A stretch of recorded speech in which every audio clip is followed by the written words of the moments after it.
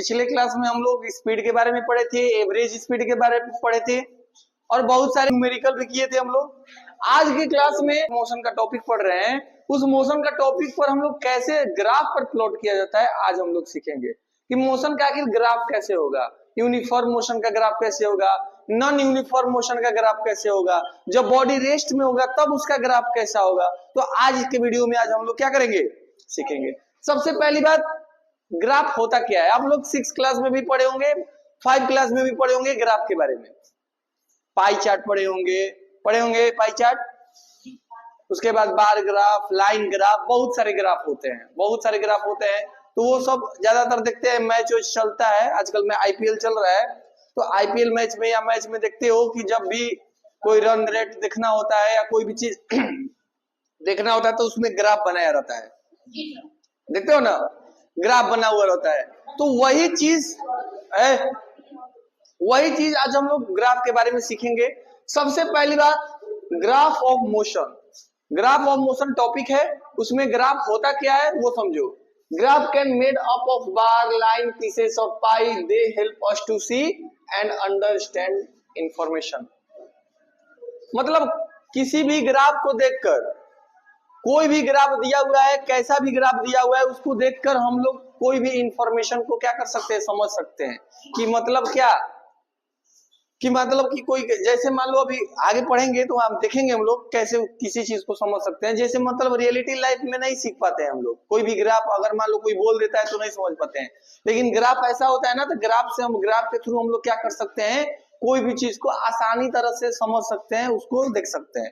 तो वही चीज दिया हुआ है। तो जो हमारा ग्राफ है, ग्राफ ऑफ द मोशन में, जैसे यहाँ पर बार ग्राफ होता है, लाइन ग्राफ होता है, पाई चार्ट होता है। ये तीनों का एक थोड़ा सा हम बता दें कि जैसे बार ग्राफ, अब आप लोग ऐसे देखे होंगे कि जैसे ये आपका एक्स एक्सिस और ये आपका वाई एक्सिस।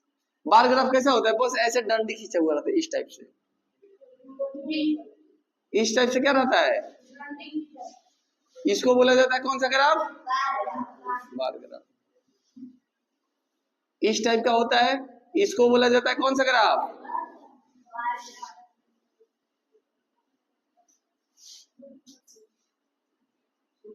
इस तरफ से बार ग्राफ होता है। दूसरा है लाइन ग्राफ। लाइन ग्राफ कहने का मतलब क्या, कि जैसे मान लो ये तुम्हारा एक्स वाई एक्सिस और ये एक्स एक्सिस, ये एक्स और ये वाई। लाइन ग्राफ का मतलब क्या, कि जैसे मान लो यहाँ से स्टार्ट किए तो एक पॉइंट यहाँ हुआ, एक प्लॉट यहाँ हुआ, एक यहाँ हुआ, एक यहाँ हुआ, एक यहाँ हुआ, तो तुम केवल क्या कर रहे हो, ऐसे इसको मिला रहे हो। इसको क्या कर रहे हो तुम, मिला रहे हो, सब पॉइंट को क्या कर रहे हो, मिला रहे हो। तो इस वाले को हम लोग लाइन ग्राफ बोलते हैं। कौन से ग्राफ, लाइन ग्राफ। एक पाई चार्ट होता है ना, तो पाई चार्ट में जैसे एक सर्कल बना हुआ रहता है, क्या बना हुआ रहता है, सर्कल है, एक सर्कल बना हुआ रहता है। तुमको पता है कोई भी चीज अपने आप में कितना परसेंट होता है, 100%। कोई भी चीज अपने आप में कितना परसेंट, 100%। मान लो कि जैसे तुमको 100 रुपीज दिया गया, कितना रुपीज दिया गया, 100। अब इसमें एंगल बनाकर बताया जाता है कि जैसे तुम क्या किए ना, कि 100 रुपीज में 25% तुम क्या किए, ये तुम्हारा 25%, यानी कितना परसेंट हुआ, 25%। 25% में करने का मतलब 100 रुपया में 25 रुपया तुम खा गया कोई और सामान, बच गया कितना पैसा, 75। 75 में तुम क्या किया कि 50% किसी को दे दिए, 50% किसी को उधार दे दिए। मतलब कोई आया भिखारी मांगते हुए कि पैसा दे दो 100 रुपया में 50 रुपया किसी को और को दे दिए, तो तुम्हारा ये 25%, 50 रुपया, अब कितना बच गया, 25% कहोगे कि 50 तो दे ही दिए, 25 और खा जाते हैं, तो फिर खा गए 25%, तो 100% हुआ ना। तो यही होता है पाई चार्ट। अब एक और भी बहुत सारे ग्राफ होते हैं, ग्राफ की कमी नहीं है दुनिया में, बहुत सारे ग्राफ होते हैं। एक हिस्टोग्राफ भी होता है। कौन सा ग्राफ, हिस्टोग्राफ। ये देखो, बार ग्राफ हिस्टोग्राफ में एक ही अंतर है, जैसे ये तुम्हारा देखो, इसके अंदर बीच बीच में डिफरेंस है ना, इसमें डिफरेंस नहीं होता है।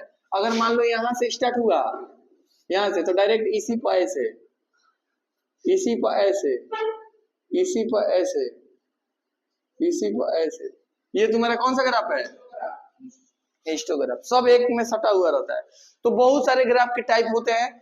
उतना हम लोग ध्यान नहीं देना, जो हम लोग जरूरी है वो समझेंगे। ज्यादातर हम लोग यूज करेंगे कौन सा ग्राफ, डिस्टेंस टाइम ग्राफ, मतलब डिस्टेंस टाइम ग्राफ मतलब नॉर्मल दिया रहेगा ये वाला, लाइन ग्राफ को ज्यादातर हम लोग यूज करेंगे। कौन सा ग्राफ, लाइन ग्राफ। अब जैसे बात करें हम लोग ग्राफ के बारे में, क्लियर। तो अब बात करें हम लोग डिस्टेंस टाइम ग्राफ। वैसे जब हम पढ़ा रहे थे तुम लोगों को uniform speed, non uniform speed, तब उसका ग्राफ हम साइड में बताए थे ना, वही सेम चीज है। अगर डिस्टेंस ग्राफ को बनाना है तो नॉर्मली क्या करना है तुम्हें कि एक लाइन खींचना है, एक्स एक्सिस और एक वाई एक्सिस। मान लो ये एक्स एक्सिस हो गया और ये कौन सा एक्सिस हो गया, वाई। डिस्टेंस हमेशा ऊपर की तरफ रहेगा। डिस्टेंस क्या रहेगा, यहाँ क्या रहेगा, टाइम। ये क्वेश्चन बोला है कि जब बॉडी यूनिफॉर्म स्पीड से चले, बॉडी कैसे चले, यूनिफॉर्म। तो यूनिफॉर्म स्पीड के बारे में हम बताए थे कि equal distance in equal interval of time, equal distance in equal interval of time, मतलब इक्वल डिस्टेंस मतलब इक्वल टाइम में इक्वल डिस्टेंस को जो कवर कर रहा है उसको हम लोग बोलते हैं क्या, यूनिफॉर्म। यूनिफॉर्म स्पीड, कौन सा बोल स्पीड, यूनिफॉर्म। तो अगर बॉडी यूनिफॉर्म मोशन में हो, अगर बॉडी कैसा मोशन में हो, यूनिफॉर्म मोशन में हो, तो उस केस में हम लोग ग्राफ को प्लॉट कैसे करेंगे वही सीखना है हम लोगों को। मान लो तुम्हारे पास एक डायग्राम बनाकर दे दिया है, जैसे मान लो ऐसे एक दे दिया तुमको एक्स एक्सिस, एक वाई एक्सिस, बोला है यूनिफॉर्म स्पीड के लिए एक्स तुम्हारा मान लो तुम्हारा टाइम है, ये क्या है तुम्हारा टाइम, और ये क्या है तुम्हारा डिस्टेंस। तो पहले बोला कि 1 घंटे में उसने 10 किलोमीटर चला, ये तुम्हारा टाइम किसमें है, आवर में, और ये किसमें, किलोमीटर। टाइम आवर में है और डिस्टेंस किसमें है, किलोमीटर में।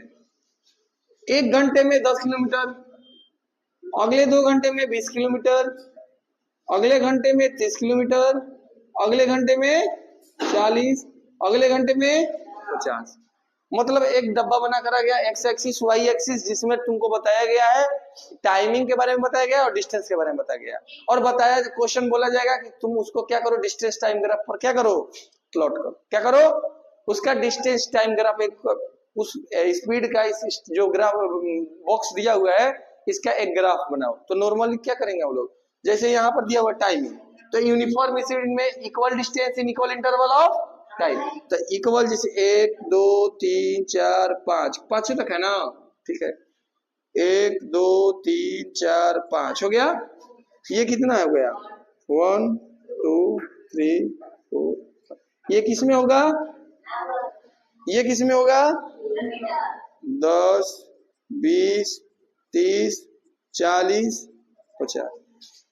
1 घंटा में कितना किलोमीटर, 1 घंटा में कितना किलोमीटर, 10। अगले घंटा में, अगले घंटा में, अगले घंटा में, मतलब कहने का मतलब क्या होगा कि जब वो 0 से स्टार्ट करेगा उसका ग्राफ कैसे जाएगा, इस टाइप से जाएगा। कैसा जाएगा, देखो 1 घंटा में कितना, 10,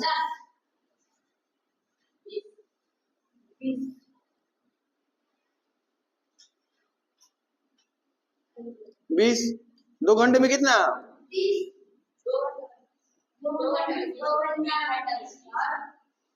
3 घंटा में कितना, 30,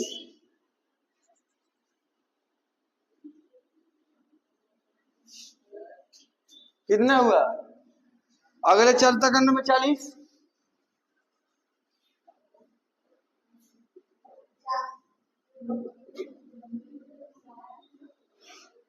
तो समझ रहे हो ना कि इसका जो ग्राफ बन रहा है वो कैसा बन रहा है, एकदम स्ट्रेट।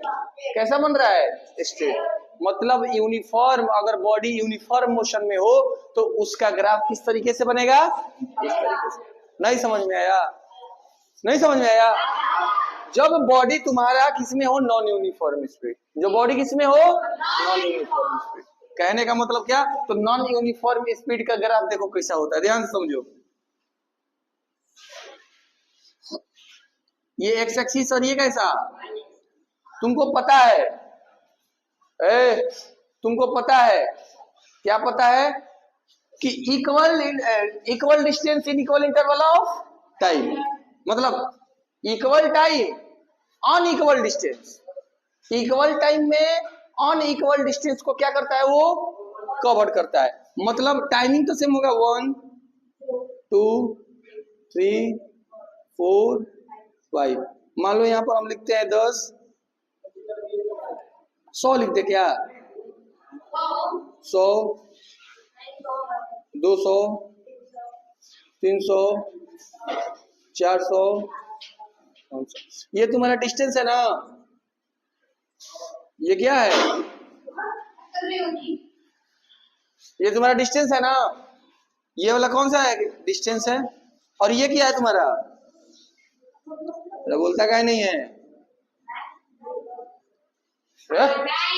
टाइम हो गया। तो इसका जो ग्राफ होता है ना, ऐसे होता है, देखो ध्यान से।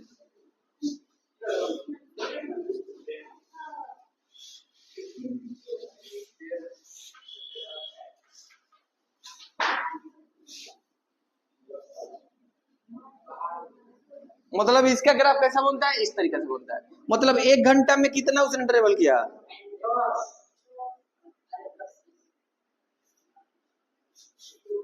एक घंटा में कितना किया, 5, 100 है तो 5 होगा। मान लो 50 की थोड़ा ऊपर है, मान लो 60 किया। फिर अगले 2 घंटा में कितना,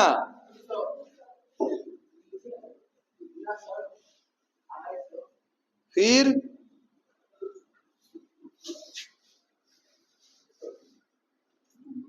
नहीं समझ रहे हो, मतलब 1 घंटे में तुम्हारा 50 किया, फिर अगले दूसरे घंटे में 200 किया, तीसरे घंटे में 300 किया,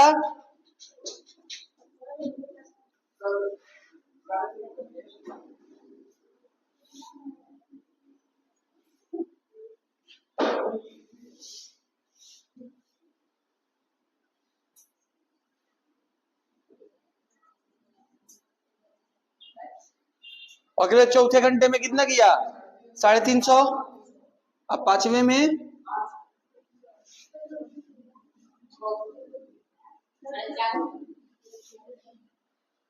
अगले घंटे में कितना किया,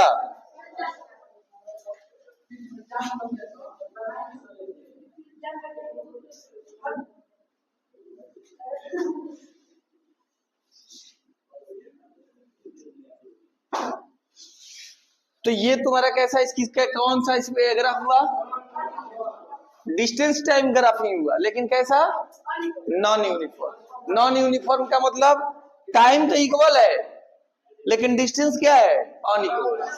टाइम इक्वल है लेकिन डिस्टेंस क्या है, अनइक्वल। इसका मतलब क्या हुआ, ये बॉडी जो है हमारा नॉन यूनिफॉर्म स्पीड, बॉडी कैसा है, नॉन यूनिफॉर्म। जिसको uniform speed non uniform speed नहीं समझ में आ रहा है, वो पिछले वीडियो देखकर क्या कर सकता है, समझ सकता है। एक बार फिर से समझ लो, यूनिफॉर्म नॉन यूनिफॉर्म।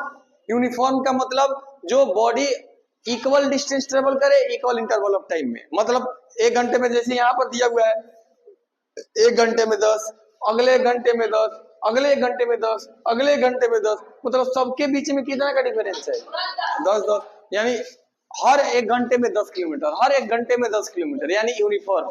लेकिन हर 1 घंटे में अलग अलग डिस्टेंस ट्रेवल कर रहा है। 1 घंटे में पहले 60 किया, 50 किया, और फिर अगला घंटे में 60 और 200 के बीच में कितना का डिफरेंस, 140, यानी 140 ट्रेवल किया। फिर अगले घंटे में 100 किया, फिर अगले घंटे में 50 किया, फिर अगले घंटे में 50 किया।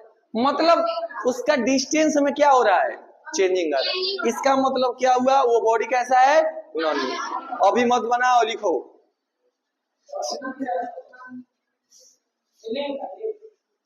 छोड़ देंगे मुंह तुम्हारा, कह रहे कि मत लिखो तो। हाँ, क्या कर रहा है तू, क्या उठाए।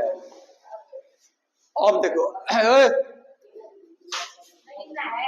अब देखो, यूनिफॉर्म नॉन यूनिफॉर्म समझ में आ गया। अब रेस्ट का मतलब जो बॉडी रुका हुआ है, जो बॉडी क्या है, ये सबसे आसान होता है। जैसे ये तुम्हारा हो गया क्या, एक्स एक्सिस और वाई एक्सिस, ठीक है। ये तुम्हारा डिस्टेंस किलोमीटर में ना, और टाइम। जरूरी नहीं है कि तुम किलोमीटर में रखोगे, सेकंड में, मीटर में भी रख सकते हो। हाँ, ये आवर में। तो 1 2 3 4 5, 1 2 2 3 4 5, मान लो 100 200 300 400 500, 1 2 3 4 5। एक इंसान देखो, वो जीरो से स्टार्ट किया, वो जीरो से स्टार्ट किया, इस पॉइंट पर रुक गया। मतलब कोई भी बॉडी स्टार्ट होता है तो कहां से होता है? रेस्ट से। रुका हुआ रहता है, रुका हुआ रहता है। मान लो कि उसने 1 घंटे में इतना ट्रेवल किया, इतना मतलब 2 घंटे में कितना ट्रेवल किया? 200 किलोमीटर। 2 घंटे में 200 किलोमीटर, 2 घंटे में 200 किलोमीटर ट्रेवल किया, यानी ये बॉडी तुम्हारे यूनिफॉर्म स्पीड में था। कैसा था? मतलब पहले 2 घंटे में देखो, 1 घंटे में देखो, 1 घंटे में 100 किलोमीटर ट्रेवल किया ना, 1 घंटे में 100 किलोमीटर, अगले 1 घंटे में 100 किलोमीटर, यानी 200 किलोमीटर ट्रेवल किया। अब इंसान को लग गया भूख प्यास, लगने लगा नींद, उसने वहीं पर रुक गया। टाइम किसी के लिए तो रुकता नहीं है, तो टाइम तो चलता रहेगा, टाइम तो चलता रहेगा, ये बॉडी ऐसे ही मूव करता रहेगा, ऐसे ऐसे। मतलब कि अब तीसरे घंटे में कितना ट्रेवल किया? 200 पर है, अगले घंटे में भी 200, अगले घंटे में भी बढ़िया से आराम से वही बोरिया बिस्तर बांध कर क्या कर रहा है? सो रहा है। तो अगर रेस्ट का अगर बात करें कि अगर बॉडी रेस्ट में है, अगर उसका अगर बताना है तुमको क्या ग्राफ, तो ऐसे ऐसे डायरेक्ट डाल देना। क्या डाल देना?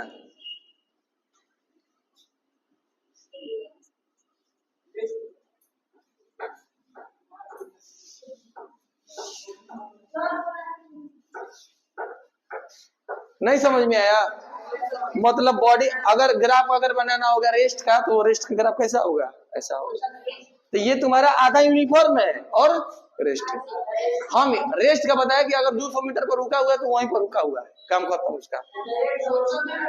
डिस्टेंस टाइम ग्राफ जब अगर बॉडी यूनिफॉर्म मोशन में हो, बॉडी जब रेस्ट में हो, या बॉडी नॉन यूनिफॉर्म मोशन में हो, तो उसका किस तरह से ग्राफ बनाया जाता है वो सब हम लोग पढ़ लिए थे। अब बात करते हैं relation between speed and slope of a graph. Relation between speed, speed का तो मतलब पता है, स्पीड का मतलब क्या होता है पता है तुम्हें, लेकिन स्लोप न्यू चीज सुने होगे। स्लोप पता है क्या होता है? किसी को पता है? मान लो उसको हम बोलते हैं ढलाव। इस झुकाव जहां पर झुकाव होता है, किसी चीज का झुकाव जहां पर होता है उसी को हम लोग स्लोप के नाम से जाना जाता है। जैसे घर बनता है या कुछ बनता है तो उसमें लोग बोलते हैं कि इसमें थोड़ा सा स्लोप कर दीजिएगा, स्लोप है, स्लोप। जो नाली बनता है या घर में भी कुछ ऐसा बनता है तो स्लोप बना दीजिए कि अगर पानी घर में आए तो वो क्या हो जाए, नॉर्मली बाहर निकल जाए, उसी में घर के अंदर वो रुक ना पाए, जमा ना हो जाए पानी। तो इसलिए बोला जाता है कि थोड़ा स्लोप बना दीजिएगा, ठीक है। तो वही स्लोप होता है। और इसके बारे में अगर हम लोग पढ़ें तो डिटेल में पढ़ेंगे जब सीनियर क्लास में जाएंगे तब, लेकिन जितना हम लोगों को जानना है उतना समझेंगे। बोला है कि slope of a distance time graph gives the speed of an object और the body. Slope of the distance time graph मतलब डिस्टेंस टाइम ग्राफ में जो स्लोप है वो हमें स्पीड देता है। हमें क्या देता है? स्पीड। डिस्टेंस टाइम ग्राफ में जो स्लोप होता है वो हमें क्या देता है? स्पीड। ये कैसे स्पीड देता है, क्यों देता है, क्या नहीं देता है, ये सब हम लोग 9th क्लास में पढ़ेंगे। लेकिन इतना समझ लो, अगर थोड़ा सा बेसिक तरीके से बताएं तो ये बताओ, अगर मान लो ये प्लेन सरफेस है, ये प्लेन सरफेस है, अगर प्लेन सरफेस है, अगर हम लोग क्या करें, इस पर एक बॉल को छोड़ें तो क्या वो तेजी से मूव करेगा? क्या नहीं करेगा। हल्का सा उसका स्लोप बढ़ाते हैं, एंगल हल्का सा बढ़ाते हैं, इंक्लाइन प्लेन को हल्का सा ऊपर करते हैं, स्लोप को हल्का बढ़ाएंगे, तो हम लोग क्या करेंगे कि अगर बॉल को रखेंगे तो वो धीरे धीरे धीरे धीरे नीचे डगर जाएगा, नीचे आ जाएगा, और थोड़ा ऊपर करेंगे तो और तेजी से जाएगा, जितना ऊपर करेंगे उतना तेजी से जाएगा। तो इसका मतलब क्या हुआ? जिसका स्लोप सबसे ज्यादा होगा उसमें स्पीड सबसे क्या होगा? ज्यादा। और जिसका स्लोप कम होगा उसका स्पीड भी क्या होगा? कम होगा। नहीं समझ में आया? एक चीज और याद रखना, अगर नॉर्मल सरफेस है, नॉर्मल सरफेस पर बाइक चला रहे हो या साइकिल तुम लोग चलाते हो, तो नॉर्मल तरीके से चल रहा है, थोड़ा अपना एनर्जी लगाना पड़ता है उसको पैंडल मारने में या जो भी करने में। लेकिन वहां जो स्लोप होता है, जहां पर टकराव होता है, वहां ऊपर से बिना पैंडल मारे तुम इतना स्पीड में जाओगे, अगर गलती से ब्रेक मार दिया अगला तो काम खत्म। अगर मान लो स्लोप में है, अगला ब्रेक मार दिया तुम, तो समझ रहे हैं ना क्या होगा, सीधा काम खत्म हो जाएगा, नीचे की तरफ चले जाओगे। तो अगर वही स्लोप को अगर ग्राफ की मदद से हम लोग समझें तो क्या है, जैसे मान लो एक बॉडी है, एक बॉडी ऐसे है, मान लो इसका पॉइंट Q है, और एक बॉडी है इसका पॉइंट ऐसे है, पॉइंट P है। ये बताओ दोनों में से स्लोप किसका ज्यादा होगा? P का होगा, क्योंकि इसका एंगल क्या है, थोड़ा ज्यादा है। मतलब ये मान लो, देखो ये सरफेस है, मान लो ये तुम्हारा सरफेस है, ठीक है, ये तुम्हारा जमीन है, मान लो ये जमीन है। अगर इस एंगल को ऐसे उठाए तो इसका स्लोप ऐसे हुआ कि नहीं हुआ? मतलब हल्का सा इसका एंगल बढ़ा कि नहीं बढ़ा? नहीं बढ़ा। और इसको थोड़ा सा और ऐसे करे तो देख रहे हो एंगल कितना बढ़ गया, एंगल कितना बढ़ गया, ज्यादा बढ़ गया। फिर थोड़ा सा ऐसे कर दो, एंगल और ज्यादा बढ़ गया, नहीं बढ़ा? अरे नहीं बढ़ा। और ऐसे कर दो तो और ज्यादा एंगल बढ़ जाएगा। मतलब ये मतलब 90 डिग्री नहीं, ऐसे है। तो देख रहे हो, तो इसमें से बताओ, यहां पर लिख देते हैं PQRS। इन चारों में से सबसे ज्यादा स्लोप मतलब स्पीड किसका होगा? यानी सबसे पहले P का होगा, P से ज्यादा P है, फिर किसका होगा? फिर किसका होगा? ये एक्स एक्सिस, समझ में आ रहा है ना? PQRS ना, R और S। यानी क्वेश्चन में आता है एग्जाम में, ग्राफ बना कर दे देगा, ऐसे ही ग्राफ बना कर दे देगा, और तुमसे बोलेगा बताओ इन दोनों ग्राफ, तीन ऑप्शन, ऑप्शनल में या जो भी हो, 4 ऑप्शन दे देगा ग्राफ में, और बोलेगा कि बताओ इसमें से स्लोप किसका, मतलब स्लोप ज्यादा। तो स्लोप तो सबको पता है कि इसका स्लोप ज्यादा है, क्योंकि इसका इतना ही एंगल बन रहा है, इतना ही एंगल बन रहा है, और इसका कितना बन रहा है? इतना एंगल बन रहा है कि नहीं बन रहा है? यानी स्लोप तो इसका ज्यादा है। तो अभी हम बताए हैं कि if the distance time graph has low slope, जिसका स्लोप लो हो उसका स्पीड क्या होगा? स्लो होगा। और distance time graph has higher slope then it has higher speed, मतलब जिसका स्लोप ज्यादा होगा उसका स्पीड भी ज्यादा होगा, और जिसका स्लोप कम होगा उसका स्पीड भी क्या होगा? हम लोग रिलेशन ऑफ स्पीड और स्लोप ऑफ ग्राफ के अंदर समझ में आया।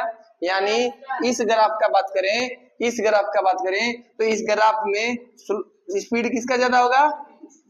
P का। किसके कंपेयर में?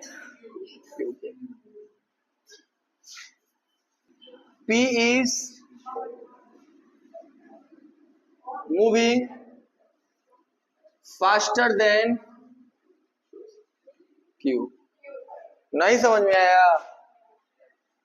अरे नहीं आया? P is moving faster than Q। तो स्लोप ऑफ द स्पीड और स्लोप ऑफ द ग्राफ में रिलेशन समझ में आया? पिछली क्लास में हम लोग relation between distance time graph and slope के बारे में पढ़े थे, यही पढ़े थे। आज हम लोग अगला टॉपिक को स्टार्ट करेंगे, जो अगला टॉपिक में है टाइम एंड इट्स मेजरमेंट। हम लोगों का लास्ट टॉपिक है इस चैप्टर का टाइम एंड इट्स मेजरमेंट। सबसे पहली बात, टाइम एंड मेजरमेंट होता क्या है? सबको पता है कि टाइम क्या होता है। जैसे अब आज के समय में तुम लोग घड़ी दिखाई देता होगा, आज के समय में क्या दिखाई देता है? घड़ी। घड़ी की वजह से तुम लोगों को पता चल पाता है कि क्या आज कितने बज रहे हैं, कब टाइमिंग है, मतलब हर चीज, रेलवे स्टेशन पर चले जाओ, हर जगह पर चले जाओ, कहीं ना कहीं टाइम लिखा हुआ रहता है, और उससे तुम पहचान पाते हो कि जान पाते हो कि कौन कितने टाइम हो रहा है, अभी कौन सा समय चल रहा है। क्लियर? बात करें हम लोग टाइम एंड, जब एशिएंट टाइम का बात करें, जो पहले के समय में जब घड़ी नहीं होता था तब लोग कैसे अपने समय को पहचानते थे, समय को देखते थे। जब उस टाइम पर घड़ी नहीं होता था एशिएंट टाइम में, उस टाइम जो लोग होते थे वो कैसे समय को देखते थे? टाइम तो होता नहीं था, कैसे पता करते थे? बहुत सारा तरीका था उन लोगों के पास। In the ancient time people used to measure time based on the periodic event such as sunrises, sunset, phases of moon in nature. पहले के लोग जब सूर्य निकलता था, तब सूर्य निकलता था, सूर्य डूबता था, मतलब सनराइज होते थे, उसके बाद सनसेट होते थे, उसके बाद मून के जो फेज होते हैं उसको देखकर उन लोग अपने समय को क्या करते थे? पर दिन के समय में पता चलता था कि सूर्य इस दिशा में है, तो उस वैसे टाइम का मतलब उन लोगों ने क्या किया, पता कर लेते थे कि कौन सा क्या टाइम है। लेकिन रात के समय में जो मून होता है, चंद्रमा होते हैं, मून के फेजेस को कि कब कैसा फेज उसका है, कब कैसा फेज है, मून के फेजेस को देखकर उन लोग अपने टाइम को क्या करते थे? देखते थे। बात करें हम लोग, जैसे में उस टाइम में सबसे पहला घड़ी बना था जिसका नाम है सनडियल। क्या बना था? सनडियल। जैसे उस टाइम में जैसे sunset phases of moon in nature, sunset, water clock, sand clock were some of the device used to measure time. इतने डिवाइसेस थे पहले के जमाना में जिससे हम लोग क्या करते थे, लोग क्या करते थे, टाइम को क्या करते थे? देखते थे, टाइम को मेजर करते थे कि टाइम अभी कितना टाइम हो रहा है, अभी कितना टाइम नहीं हो रहा है। ये सब पहले के जमाना में ये सब क्लॉक का यूज किया जाता था। सैंडल क्या होता है? सैंडल कहने का मतलब द फर्स्ट मेजरिंग डिवाइस। ये सैंडल जो होता है ना, सबसे पहला डिवाइस बना था, बनाया गया था, सबसे पहला डिवाइस था जो टाइम को क्या करता था? बताता था। और कैसे बताता है? ऐसे नहीं कि उसमें लिखा हुआ है 1 2 3 4 5 6, ऐसे नहीं तो होता था उस टाइम। उसमें देखो तरीका क्या था बताने का कि that can tell you what it time depending on the position and length of the shadow cast by the object change with the time during the day। मतलब वो जो सनडल होता है वो सूर्य के पोजीशन के अनुसार पता कर पाते थे कि टाइम क्या हो रहा है। जिस डायरेक्शन में सूर्य है उस डायरेक्शन में शैडो बनता था और उस प्लेट के सरफेस पर नंबर लिखा हुआ रहता था। जिस डायरेक्शन में जैसे जैसे सूर्य अपने राउंडिंग कर रहा था वैसे वैसे उसके शैडो से टाइमिंग पर वैसे क्या हो रहा था? घूमता था। जिसके कारण पहले के लोग उसके मतलब सूर्य के प्रकाश से, सूर्य के लाइट से, सन के लाइट से पता कर पाते थे कि अभी कौन सा टाइम हो रहा है। क्लियर? मतलब सनडल का मतलब यही था, ये पहला डिवाइस था, ये एशियन टाइम का सबसे पहला डिवाइस था जिससे लोगों ने क्या किया, बनाया था, जिसको क्या किया गया कि सूर्य के, ये जो वर्क करता था सूर्य के लाइट से। कैसे वर्क करता था? सूर्य के लाइट से। लेकिन इसका लिमिटेशन भी होता था, सैंडल का कुछ लिमिटेशन भी होते थे। जैसे लिमिटेशन कहने का मतलब कि ये जो वॉच है, ये जो घड़ी था, ये जब वेदर खराब हो जाता था या रात में या जब क्लाउडी वेदर हो जाता था, जैसे मान लो ठंडा के दिन में भी कुहेसा घेर ले, ठंडा के दिन में कुहेसा घेर ले, या उसके बाद रात के समय में, या उसके बाद जब बादल घेर ले, उस टाइम पर ये वर्क नहीं करता था। उस टाइम पर ये वर्क इसका काम नहीं होता था क्योंकि ये जो घड़ी था वो किसके कारण होता था? दिखता था टाइम सूर्य के लाइट से। अब वेदर घेर ले, बादल घेर ले, उसके बाद धुंध कुहेसा घेर ले, तो कैसे पता चलेगा? शैडो बनेगा नहीं। अगर शैडो बनेगा नहीं तो लाइट का उसका टाइमिंग का मेजर होगा नहीं। समझ में आ रहा है ना? समझ में आ रहा है ना क्या बोल रहे हैं? तो सनडल जो था वो पहला मेजरमेंट वॉच था, लेकिन उसका कुछ लिमिटेशन थे। वो लिमिटेशन ये था कि वेदर में, जैसे क्लाउडी वेदर में, रात में ये काम नहीं करता था, ये काम नहीं करता था। बात करें सैंड क्लॉक। सैंड क्लॉक तुम लोग देखे होगे जरूर, ऐसा होता है, जैसे इस टाइप का होता है, ऐसा होता है ना, इस टाइप का, इस टाइप का होता था। इसमें क्या कर दिया जाता है? रेत भर दिया जाता है, इसमें रेत भर दिया जाता है और धीरे धीरे धीरे धीरे अपना अपना ड्रॉपलेट से क्या कर रहा है? ये भर रहा है। सैंड ग्लास, सैंड क्लॉक को दूसरे नाम से किस नाम से जाना जाता है? आवर ग्लास नाम से जाना जाता है। अगर आवर ग्लास लिखे या सैंड ग्लास लिखे, सैंड क्लॉक लिखे या आवर ग्लास लिखे, दोनों का मतलब क्या होता है? सेम ही होता है। It was working on the principle of the flow of the sand from one glass ball to another to measure the time. ये किसके प्रिंसिपल पर काम करता था? फ्लो, मतलब ये फ्लो के प्रिंसिपल पर काम करता। फ्लो कहने का मतलब क्या कि principal of the flow of the sand, sand का फ्लोटेशन, फ्लोटेशन का मतलब फ्लो करना, सैंड का क्या करना, फ्लो करना, फ्रॉम वन ग्लास से अनदर ग्लास, मतलब इस वाले ग्लास में पूरे सैंड भरे रहेंगे और इस वाले ग्लास में एकदम खाली रहेगा, इस ग्लास में पूरा सैंड भरा रहेगा और इसी में क्या रहेगा, खाली रहेगा। और धीरे धीरे अब इसमें से क्या कर दिया जाएगा, सुबह होते ही स्टार्ट कर दिया जाता था, अब धीरे धीरे धीरे धीरे धीरे धीरे 24 घंटा में वो क्या करता था, मतलब अपना काम करता था। अब जब मान लो ये क्या होता था ना कि जब इसमें से जब सैंड फ्लो करता था, अगर पूरा भर जाता था तो पता चलता है कि इतना टाइम हो गया, और इसको जब ये भर जाता ना तो इसको उलट दिया जाता है ऐसे, फिर उलट देने के बाद धीरे धीरे धीरे धीरे उसमें भरेगा। अब उसके इस डायरेक्शन को देखते हुए उन लोगों ने अपना क्या किया, मतलब टाइम को मेजरमेंट करा था। ये तो संडल था ही, ये तो था ही, लेकिन इसका लिमिटेशन ये था कि अगर ठंडा के दिन में, रात के दिन में पता ही नहीं चल पाता था, तो अगर मान लो दिन का टाइम हमें पता चल रहा है, रात में पता ही नहीं चल रहा है, रात में पता ही नहीं चल पा रहा है, तो उसके लिए कुछ ना कुछ करना पड़ेगा ना। तो कुछ ना कुछ करने के लिए वो लोग एक और क्लॉक का जुगाड़ किया, सैंड क्लॉक। इसके वजह से हम लोग कोई भी चीज को, टाइम को पता कर सकते थे, मेजर कर सकते थे।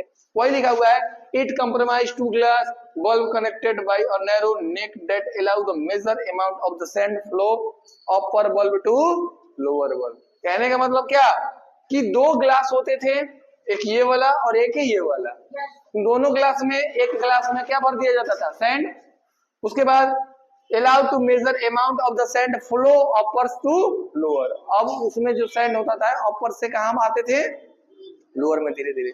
बात करें वाटर क्लॉक, वाटर क्लॉक का बात करें ना, तो वाटर क्लॉक तुम लोग आज के जमाना में भी वाटर क्लॉक चलता है, कुछ पता है तुम लोगों को, चलता है, याद है, कहीं देखे हो वाटर क्लॉक,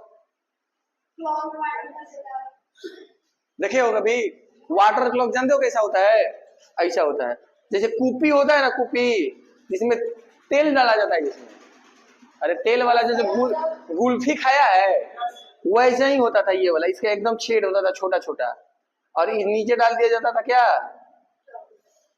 अब इसमें से पानी भरता था और बूंद बूंद बूंद बूंद इसमें क्या होता था, टपकता। ये चीज कभी देखा है कहीं, नहीं, ये वाटर क्लॉक का बात कर रहे हैं हम। बताएं वाटर क्लॉक बताएं कहां पर देखे हो तुम लोग, देखे हो, सामने से देखो, लेकिन तुम लोगों को याद नहीं आ रहा है, तुम सब देखा होगा। इसमें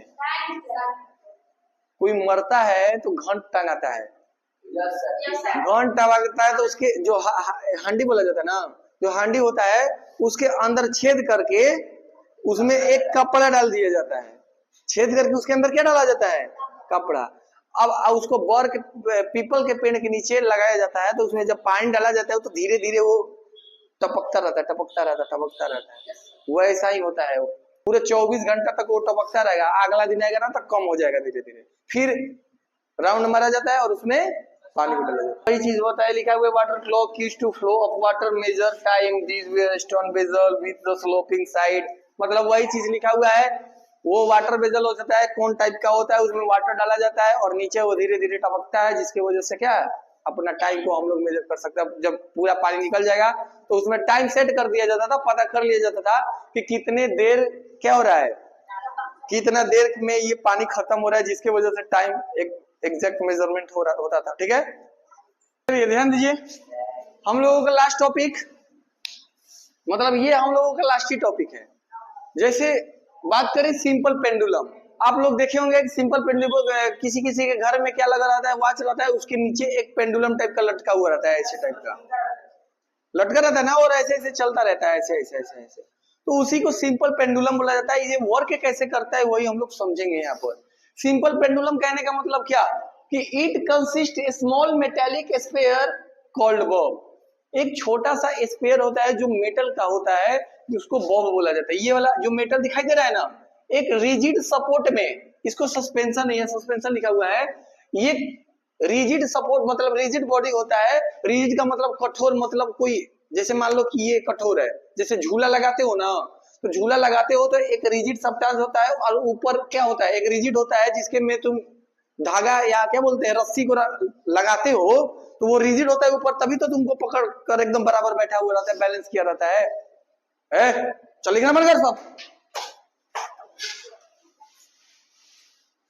कहने का मतलब क्या कि जब तुम लोग झूला लगाते हो तो झूला लगाते हो तो घर के ऊपर एक कुंडी लगा हुआ रहता है। अगर कोई घर में लगाता है तो घर में, और कोई पेड़ में लगाता है तो पेड़ में। अगर घर वाला का बात करें तो घर के ऊपर में एक कुंडी लगा हुआ रहता है और उसी में तुम रस्सी फंसा कर झूला झूलते हो। ऐसे ऐसे झूलते हो कि नहीं झूलते हो? यानी वो तुम्हारा रिजिड सपोर्ट है। जो कुंडी ऐसे लगा रहता है उसके ऊपर तुम झूला लगाते हो, जो फैन रहता है जिसमें जिसमें फैन लगा हुआ रहता है, तो ये जो कुंडी है वो तुम्हारा रिजिड सपोर्ट है।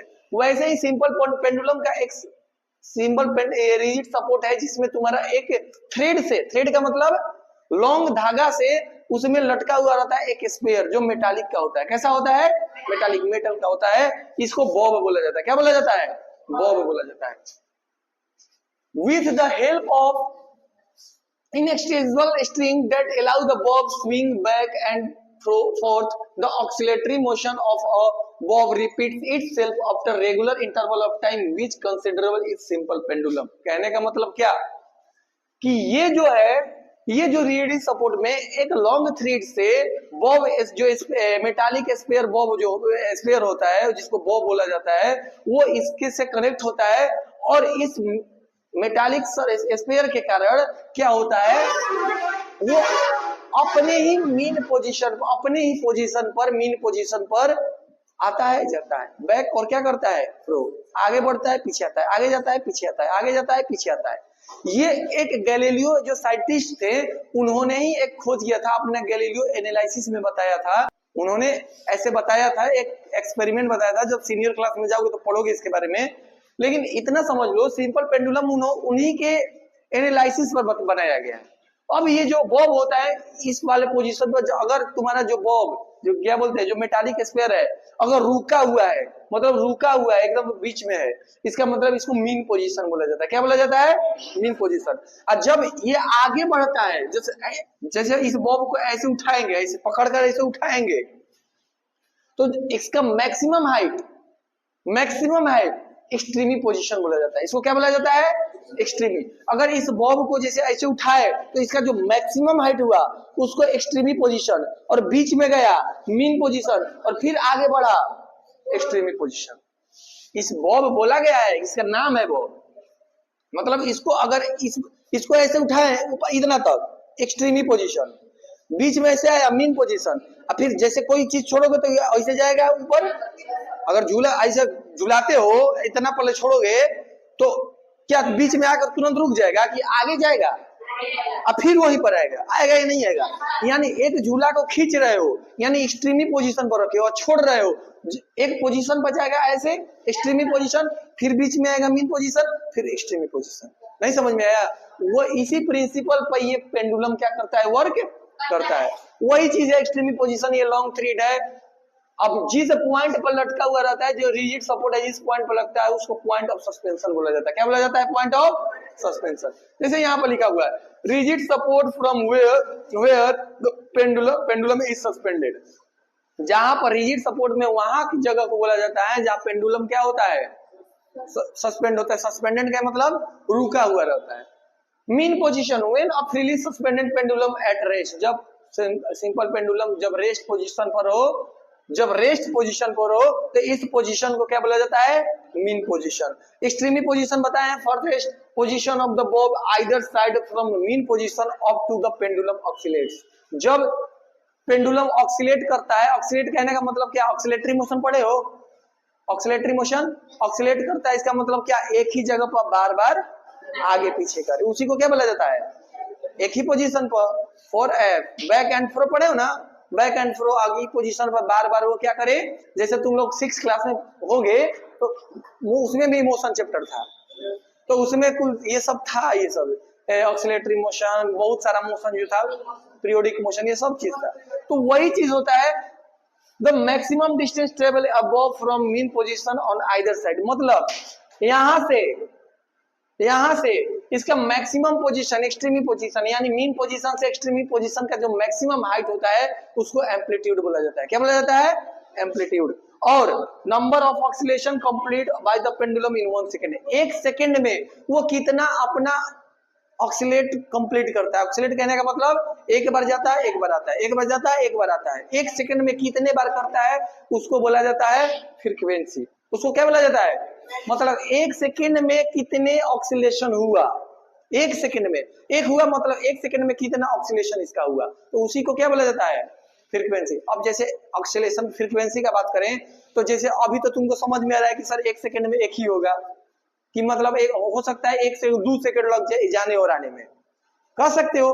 लेकिन अगर मान लो मतलब फ्रीक्वेंसी कहने का मतलब क्या, कि वाइब्रेशन, मतलब एक बार ऐसे ऐसे, मतलब एक बार जाए एक बार आए, एक बार जाए एक बार आए, उसको एक फ्रीक्वेंसी बोला जाता है, फ्रीक्वेंसी बोला जाता है। लेकिन जैसे छड़ होता है, रॉड होता है, अगर उसको ऐसे कर दो तो देखते हो ना कि एक सेकंड में कम से कम कितना बार वो ऑक्सीलेट हो जाएगा, वाइब्रेट हो जाएगा।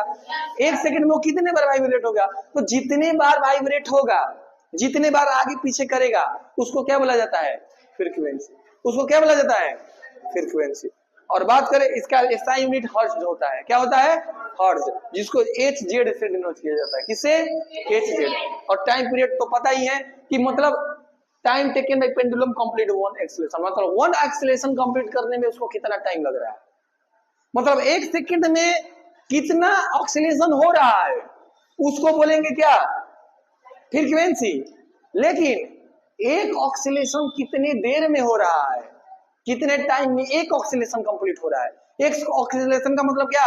एक जाए एक आए, एक ऑक्सीलेशन, तो वो कितने टाइम में हो रहा है, उसको क्या बोला जाता है? Time period. समझ में आ रहा है? आज के लिए इतना ही, आज के लिए इतना ही। अगले क्लास में हम लोग न्यूमेरिकल करेंगे इस पर, ठीक है।